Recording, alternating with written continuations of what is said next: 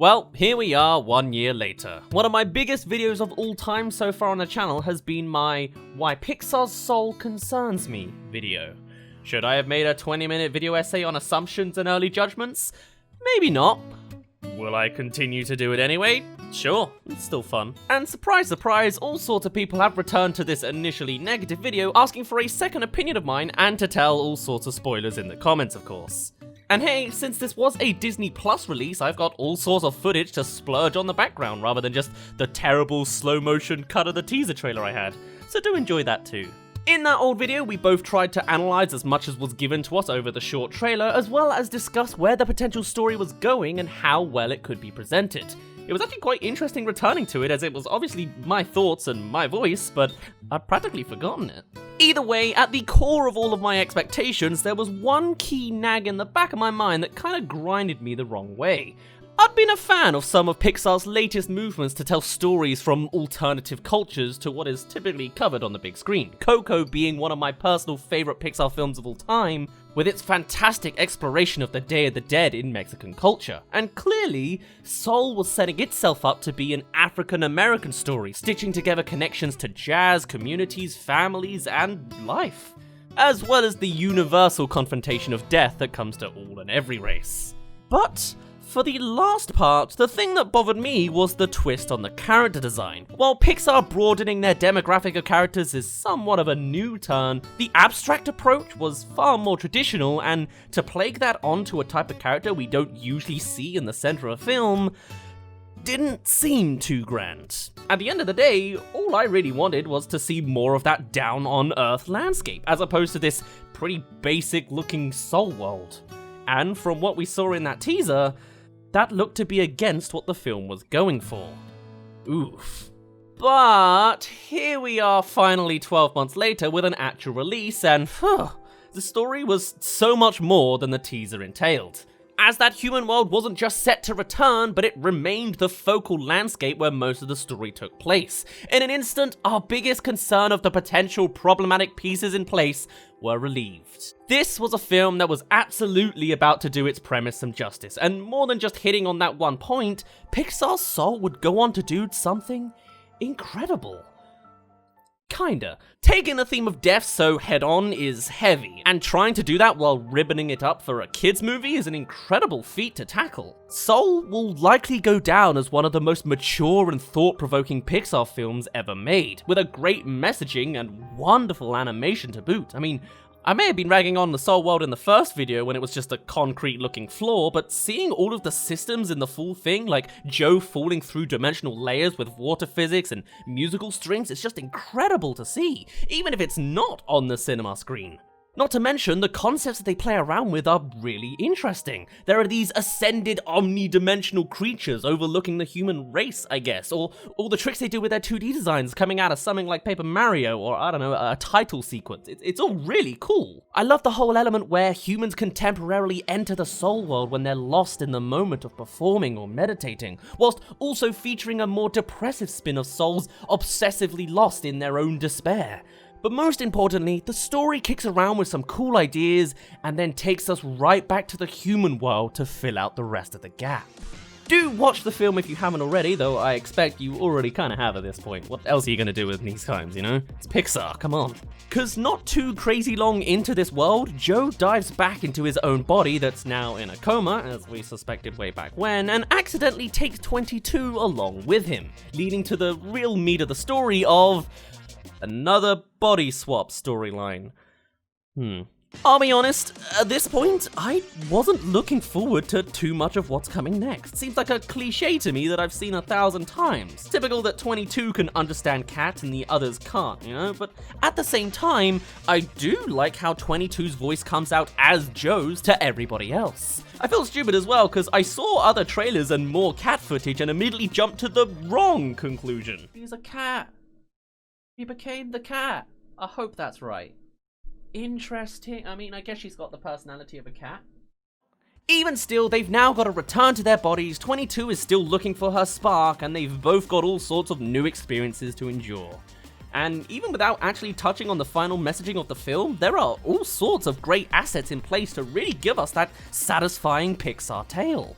and I really enjoy the directions they go with 22 in Joe's body. Realizing the passion of music through Connie, or getting invested in speaking her own mind to other people in the barbers, or how Joe learns more about the people around him simply through 22 acting differently in his body. It really opens up fantastically to tell this story of a changing in perspective and understanding of life.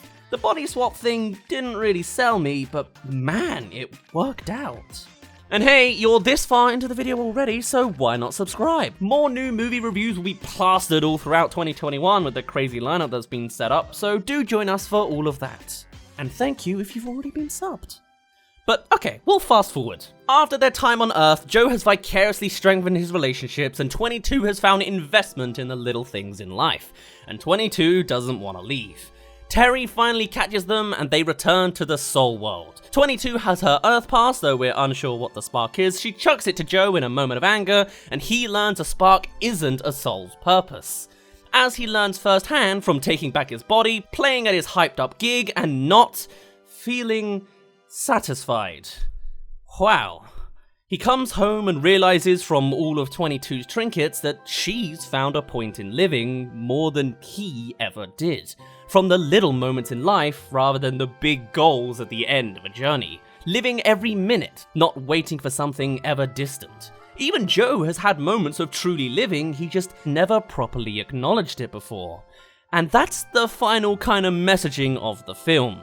But how did they present it all?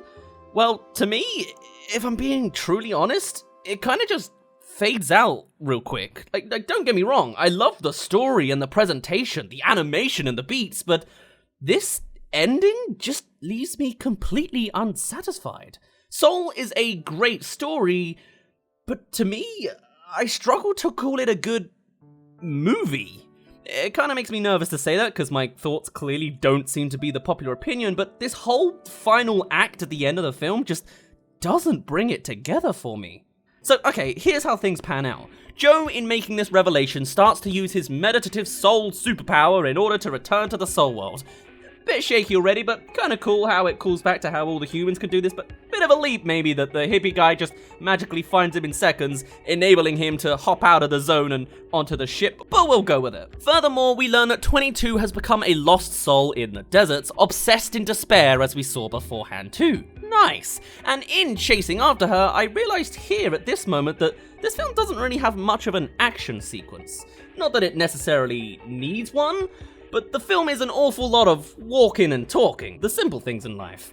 To be fair, I'd been pretty invested up to this point, but I was also thinking at this moment, would this presentation have been interesting to kids too up to this point? I don't think I would have gotten into this when I was young. Maybe the goofy walking is enough and the wonder of the soul world?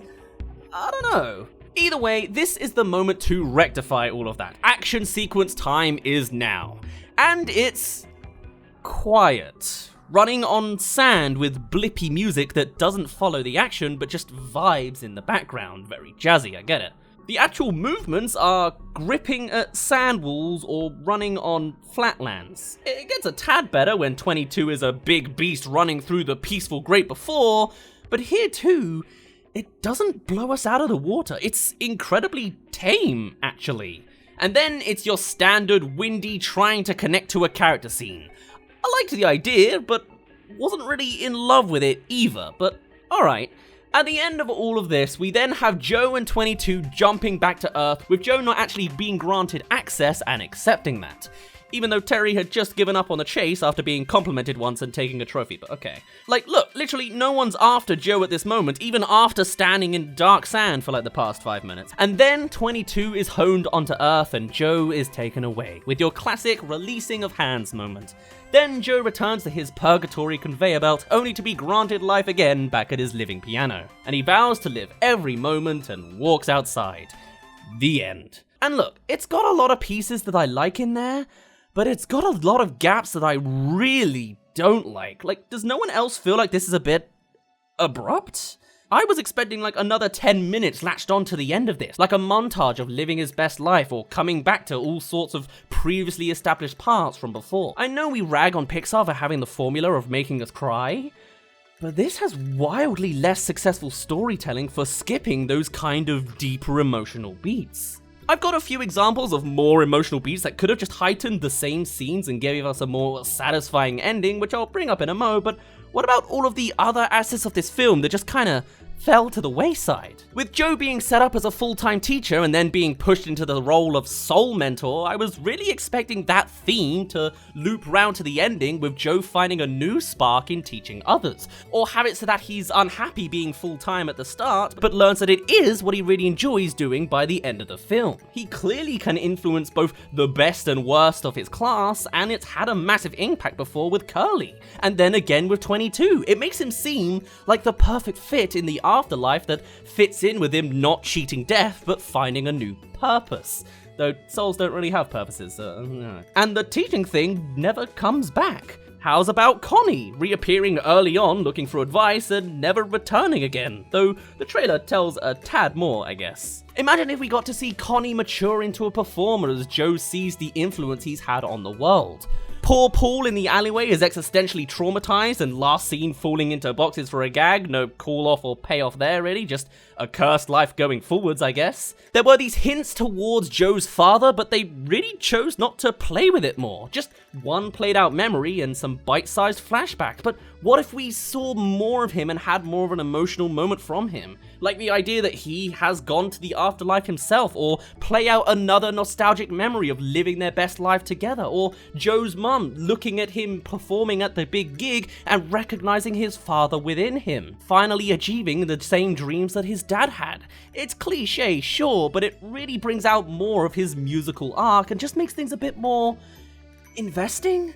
Also, it's a tiny thing here, but we also established like cat scratches that only appeared in that one moment to make 22 move that one time. Or speaking of the cat, we get another micro gag of its soul being put on the conveyor to the great beyond. Dark, but then it magically returns to his once it's emptied. Couldn't it have worked out that Terry counted that there was one extra soul as well as one missing? Like, all we needed was like Terry to come through with the cat soul in hand saying, you know, this one's not where it should be. Like a simple payoff that makes it seem more involved in the story.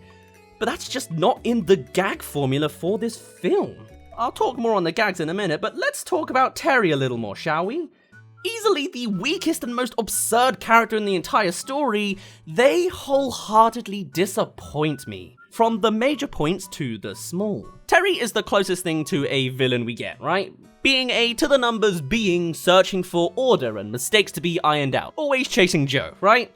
But there's so little for her character to do that when first discussing the error, she spends several story beats scanning through endless files just so that she doesn't burst into the story too early. She's only got one thing to do anyway. Her design? Fantastic, alright? I love what they do with her in ways of animation. But story-wise? Why are there several Jerrys but just one Terry? Or, after spending the majority of the entire film chasing to fix this error, why is it that they simply stop despite being so obsessive of the numbers from simply getting a single compliment from one of the Jerrys? Oh, great? Oh, I guess I'll go away then so you can finish your arc. Bye-bye. And then, despite not actually fixing the error in this turn of events, they now want a trophy for their own, then get interrupted, then proceed to do very little and get tied up into a knot. Then they continue to not tail Joe despite seeing him running right past her and presumably standing still with 22 in the film climax moment. They're just fooled by simple tricks. I want to like the character of Terry, I really do.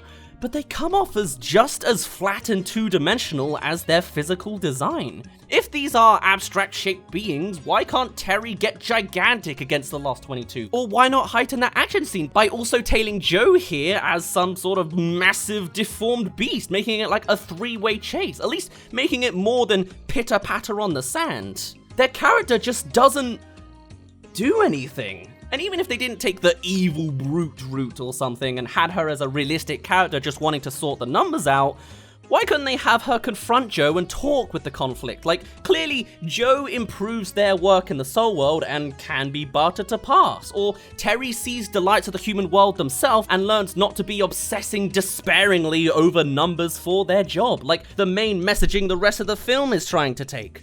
They're not really a big villain of a character, but they're not really deep or interesting beyond animation either. Or how's about some of the other minor things? I thought 22 Spark was gonna end up being public speaking or something, like liking to chat, but I guess that's just living in the moment? To me, the barber scene is the climax of the film. It's as good as it gets with Joe's realization that he doesn't know his friends. The ending has none of that kind of satisfaction to me. Robert, the replacement band guy, is just kind of brushed to the side once Joe appears. How convenient and easy of a conflict to solve there. And ain't it lucky how Bjorn Borgensen randomly appears as a name tag by pure luck? Well, like, is he dead? Where did he go? There's also a lot of quick style gags that really fall flat. I guess this one comes down to directing, but a lot of this... Please, just do it quickly and quietly. And also quickly. And quietly as well. just sucks. Or will suck as a dated joke in the future. I like this one though. I was existing as a theoretical construct in a hypothetical way station between life and death. I heard that. Or what about those visual gags? They don't really play well enough to get a laugh out of me.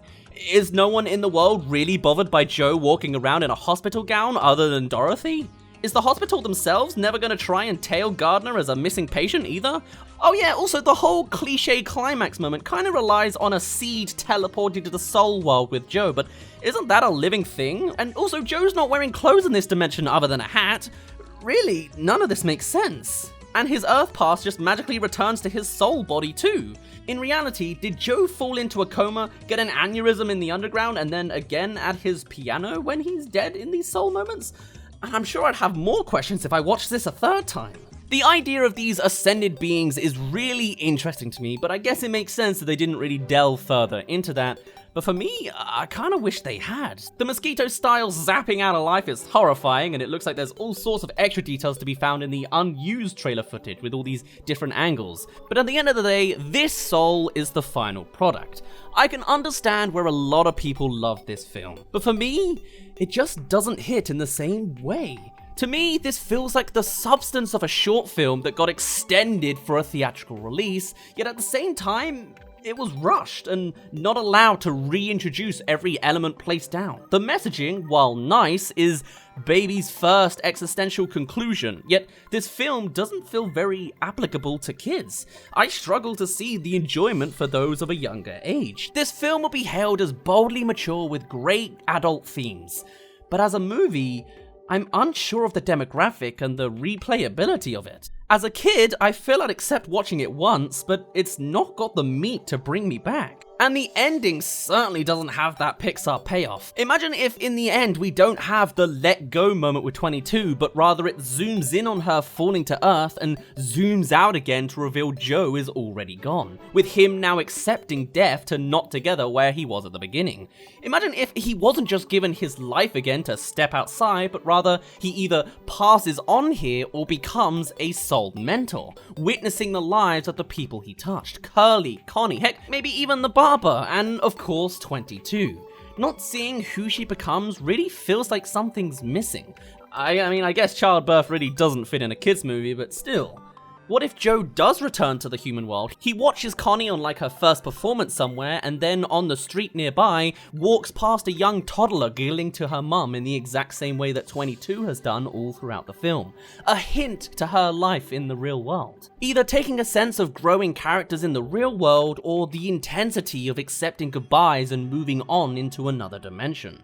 Instead, we have Joe unsatisfied as a full-time teacher and unsatisfied with his dream gig too, living every day rather than waiting for something bigger, but no montage to see it and just a message to the audience to like what they have. No big finale, no climax of action or a heart-wrenching story beat, it just kinda ends. And to me, the big scenes that are supposed to be the climax are either cliche or undercooked. Maybe I can't read it right because I'm not the target audience. This film seems to resonate mostly with older audiences a little more lost in life to some capacity. Those who relate to Joe Gardner, of course. I don't. Not as much as others do, anyway. To me, this film has nice ideas, but doesn't spend time to properly explore it in the story. It has all of the assets and the opportunity, but it just doesn't have that final spark. So for me, it just doesn't get a pass. It's the final act that truly let me down, not quite having the resolution that wraps everything together. But hey, I may have been awfully negative through all of this. If I do have to say one extra positive thing, Ratatouille is looking great. See, that's how you do a gag. Like, why did so many of these, Pixar's Soul did something incredible. It's daring enough to try something different, go a little bit against the formula of big climaxes, and tells a nuanced, mature story of life and what to do with it. It's clearly struck a chord with all sorts of new audiences, and if it works with children too, then that's a big thumbs up. And though I didn't enjoy the payoff of how everything finished, if you found Soul to be a real gem, then enjoy it. It's the little things in life that matter anyway, living minute to minute. I did like the film of Soul, but that final chunk really leaves a bit of a flat ending to me. But hey, I'm just one guy on the internet, and there's plenty of other Pixar films to choose from coming soon anyway. For now, my name's been Daz, you didn't really care, and I'll see you in a bit. I'm sorry to have ended 2020 on such a bittersweet end, I guess. I guess it's kind of representative of the entire year, really. Let's see how much hate I get for this take. I just can't shake how much it lost me in the last 20 minutes. Like, I feel like all I really needed was like an extra 5-10 minutes montage at the end. You know, I like 75% of it, but the ending just turns off everything else. Whatever. Here's to many more Pixar films in 2021 and beyond. Also, thank you to those of you who joined me throughout this year. It has been quite an intense one, to say the least. I am now going on a social media hiatus for the month of January, but I'll be back in February, so I'll see you guys then.